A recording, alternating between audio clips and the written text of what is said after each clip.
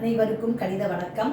இப்போ பார்க்க போகிறது 8ஆம் வகுப்புக்குரிய கணக்கு பயிற்சி 1இல் 2 7ல் இரண்டாவது கணக்கு பார்க்க போகிறோம். a is equal to -3/5, b is equal to 2/15 எனில் a plus b வகுத்தல் a minus b ஐ காண்க அப்படின்னு சொல்லி கொடுத்துருக்காங்க.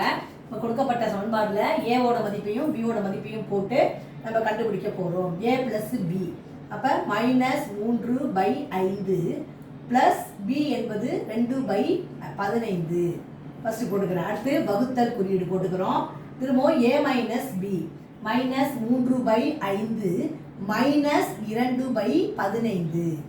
இப்போ பார்த்தீங்கன்னா ஒவ்வொரு கணக்காக போடுவோம். இதை ஃபஸ்ட்டு இந்த ப்ராக்கெட்டில் இருக்கிற ஃபஸ்ட்டு தான் கூட்டிக்கிறோம். 5க்கு 15க்கு மீசியமாக எடுத்தால் 15. 15ல் 5 3 வாட்டி இருக்குது. 3 3 பெருக்கினால் -9 ப்ளஸ் இன்ட்டு மைனஸு மைனஸு. அடுத்து ப்ளஸ் குறியீடை போட்டுக்கிறேன். 15ல் 15 ஒரு தடவை இருக்குது. 1ஐயும் 2ஐயும் பெருக்கினால் தொகுதியால் பெருக்கும் பொழுது 2.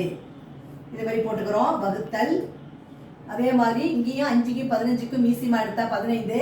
15ல் 5 வந்து 3 தடவை இருக்குது. 3ஐயும் 3ஐயும் பெருக்கினால் 9 ப்ளஸ் இன்ட்டு மைனஸு மைனஸு 9.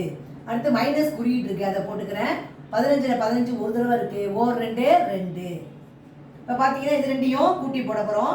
வேறுபட்ட குறியீடு அப்படின்னா என்ன செய்யணும்? கழிக்கணும். 9 2 போனால் 7 -7/15 வகுத்தல் இங்கே வந்து பார்த்தீங்கன்னா ரெண்டும் ஒரே குறியீடாக இருக்கிறதுனால கூட்டிடுறோம். -9ஐயும் -2ஐயும் கூட -11/15. அடுத்து வகுத்தல் அடிப்படையில் கொடுத்துருக்காங்க. -7/15 வகுத்தல் என்பது இரண்டாவது எண்ணின் தலைகீழியை போட்டு பெருக்க வேண்டும்.